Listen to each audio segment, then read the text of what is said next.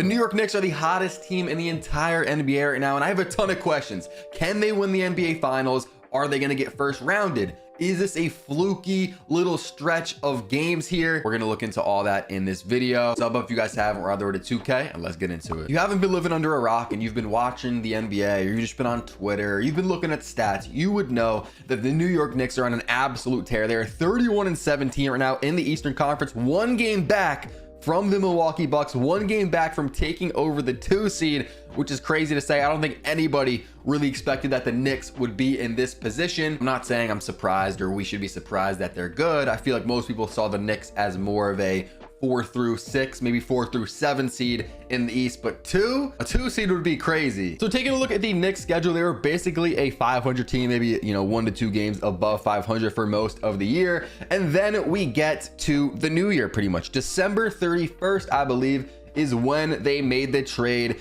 to acquire OG Anunoby, which we're going to talk about more in a second. But look at what happens. They're 17-15. Look at what happens when they acquire OG Anunoby. They go from 17-15 all the way to 31-17. I believe they are 14-2 in their last 16 games. The only team that I can think of that is comparable to this type of run from this season is the LA Clippers. I think they were also 14-2 at one point when I made a video about them, actually, probably 2 weeks ago. An absolutely crazy run. And this is kind of a weird team. It's a team where you have a bunch of injuries, you have trade rumors, you have a team exceeding expectations. This is just kind of crazy. And there are some solid wins. You have them beating the Miami Heat, which they're the 8 seed right now, but I still see them as a pretty good team. Then you have the Nuggets, you have the Rockets, the Magic. Actually, that's an L. Dallas is also an L. So one thing that I noticed is a lot of their wins are at home. They don't really have too many good road wins. If we take a look real quick, I mean, there's only a few. There's this road win in Philly where they beat them by 30, 40, or even, I don't even know. That's a crazy win right there. But you'll notice they go on the road to Indy, lost. They go on the road to Orlando, lost. They go on the road to OKC, lost. They win against the Bucks. But a lot of their road wins, or a lot of their road games, I should say, turn out to be losses, especially against good teams. So that could be something come playoff time that we need to look into. But this is interesting because they have a lot of tough teams coming up, like the Pacers and the Lakers. That's at home. I would say, honestly, they could probably go 2-0 there, especially if LeBron and AD are still out, because they're sitting tonight. And I don't know, there's some weird stuff going on with the Lakers. Maybe I'll make a video about that. But Indy, LA, then you have Dallas and Indy again, and then you have a little road stretch right here. This is going to be interesting. Can they go 2-1? If they go 2-1, that's a good look, because you got Houston, solid team, Orlando, and Philly. And Embiid, I would assume, should be playing in that. I know he's banged up right now, but this is a month in the future, 3 weeks in the future. So this little road stretch here is going to be a good test. And then even right after, they have Boston at home. So we got a really good test right here for the New York Knicks coming up. You had to point to a single player.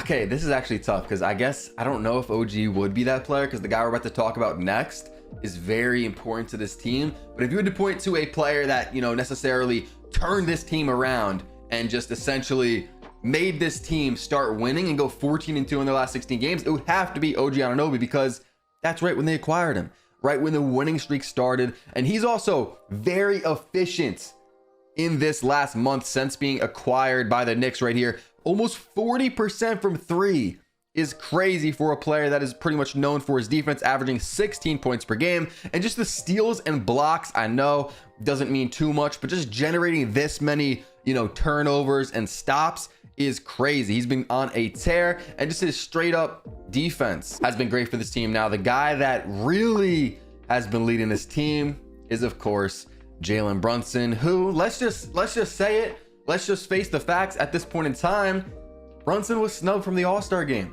Damian Lillard got the nod. His numbers aren't better, and Lillard's playing alongside Giannis. I know they factor in winning when we talk about the All-Star game and the starters and just picking players like that, but Dame's got Giannis. The Knicks are 1 game behind the Bucks, and it's pretty much all Jalen Brunson. I mean, you got a little bit help from Randle and some of these other role players, but offensively, pretty much all Brunson, running the show here. 27 points per game, 7 assists. And I mean, when we're talking about the Knicks, you can't ignore what Jalen Brunson's doing. He's on an absolute tear, averaging 29 points per game, this month. Since the OG Anunoby trade, the Villanova Knicks have had a few holes, giving up RJ Barrett and Emmanuel quickly. You're going to need a little bit more offensive production.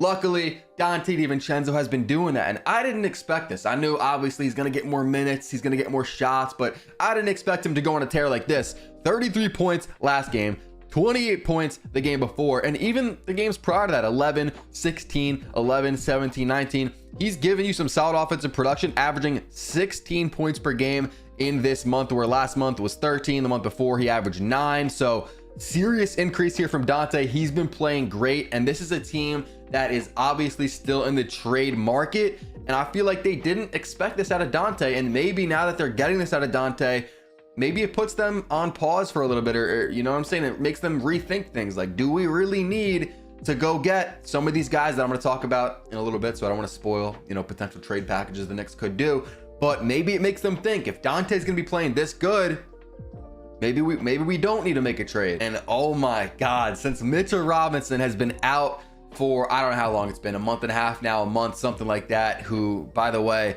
might come back for the playoffs. I don't think he will. I don't think Robinson will be back, but that is the rumor. Hartenstein has been insane for at least the expectation that I had for him. He has been exceeding expectations a lot, been playing very good in this new year. In this month, he's averaging 8 points per game. He's not really a scorer, but 12 rebounds per game. He has some monstrous rebounding games, 220 rebound games, a 19 rebound game in here. He's just been a monster on the glass in the absence of Mitchell Robinson. I do want to say, as good as Hartenstein's been playing, let's not act like he's some sort of all-star. He's not. I don't think anyone's saying that, but it's hard to name starting centers that are worse than Hartenstein. I know that's kind of messed up to say when we're hyping up the Knicks, we're hyping up all these players. Hartenstein's been playing great in his role, but when you compare him to other starting centers, I mean, he's one of the worst in the league. But still, he's been exceeding expectations, and it's going to be very interesting to see, can he keep this up? Because if he can't, I mean, the Knicks, I mean, they just got Precious Achiuwa, who's going to help him down low, but they might be a team that's just not, maybe not small down low, but they might need some more production offensively and even defensively from their bigs. Now, about a week ago, a few days ago, Julius Randle went down with an injury, and that was very bad for the Knicks. Still, they're still winning games. They have a big game tonight against the Pacers, which is going to be interesting to see if they can pull out that W. But a few days ago, Shams tweeted out that he's expected to be sidelined for at least a few weeks with a right shoulder dislocation. Appears to be a sigh of relief for New York, as initial reviews of MRI reveal no significant damage. There was some rumors that Randle would either miss a few weeks or his season would be over. And as you guys can see, today, actually an hour ago when I'm recording this, Shams tweeted out the Knicks say Julius Randle will be reevaluated in 2 to 3 weeks. Some people get confused on this wording. They think, oh, so he's going to be back in 2 to 3 weeks. I wouldn't say that. He's going to be reevaluated in 2 to 3 weeks. I would assume that Randle comes back in about a month, let's say March 9th, around there, March 8th, something like that, and is going to have, you know, lower minutes, kind of ramp up for the playoffs, kind of slowly, maybe not even be back to, you know, Randle's a guy that plays a lot of minutes per game, like upper 30s, I would say 30, 37, something like that. So I say maybe, I don't know if he's going to get back up to that number in the regular season when he does come back, but maybe at the end of the year, he'll kind of ramp up, you know, before their playoff run. As good as the Knicks have been, you know, they're 14-2 in their last 16 games. They've been pretty much unstoppable, unbeatable since getting OG Anunoby. They're a team that even when they did that OG Anunoby trade, everyone knew they're not done. The trade deadline is like in a week or two. It's coming up very fast, actually. And we have 2 players that the Knicks have been essentially targeting. The first one is Jordan Clarkson, who came out, I don't know if it was yesterday or today or whatever, but he said that he would love to play for the New York Knicks. Obviously, the Knicks gave up Quickly and Barrett, which give up a lot of offensive production for this team. So they're kind of trying to find a piece where that can be provided. Obviously, Dante has been playing great in his, you know, increased minutes. Jordan Clarkson could be a pretty solid fit. I could see that, but there is a guy that I like a little bit more for the Knicks, and that's going to be Malcolm Brogdon. I can't really, I mean, I guess I could try to explain why, but like to me, bro, Malcolm Brogdon just seems like such a New York Knick. Like when you visualize a certain player, like let's say Steph Curry, I know he's been a Warrior for his entire career, but if you were to visualize him on another team, it's kind of hard to, right? It's kind of hard. Malcolm Brogdon, I can just easily visualize him on the Knicks wearing the New York the jersey, like, you know what I'm saying? Like, I could just picture it. And I also think he's a really good fit. Like, I don't know if you could find a better fit to play the two for the Knicks. He's a player that doesn't need the ball in his hands. He can impact winning, you know, off ball or just defensively, especially when you compare him to Jordan Clarkson. I think Brogdon is better defensively. He's more efficient. And I don't know, I just like this fit a lot. If the Knicks were to go out and get Malcolm Brogdon, I think they could really make a push and have a chance to win the NBA Finals if Julius Randle comes back and is healthy. So the question of the day, can the New York Knicks win the NBA Finals as their team currently stands? I know they're 14-2 in their last 60 games. We looked at the schedule. There's not a lot of impressive road wins on their entire schedule going back to all the way, you know, in October. They have a lot of good home wins, and when you got Jalen Brunson, who's a player that can get red hot, you know, you can win pretty much a playoff series against anybody. Would I be shocked if the Knicks were in the finals? No. Do I think they can do it?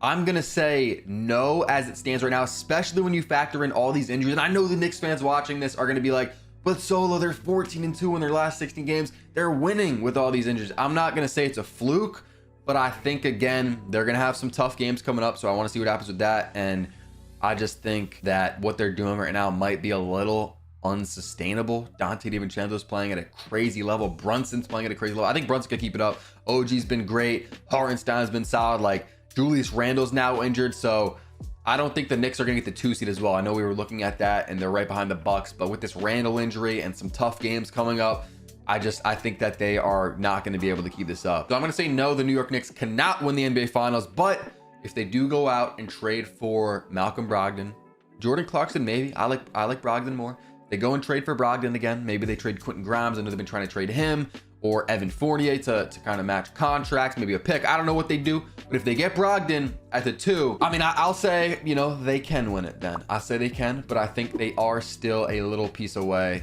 like a Malcolm Brogdon.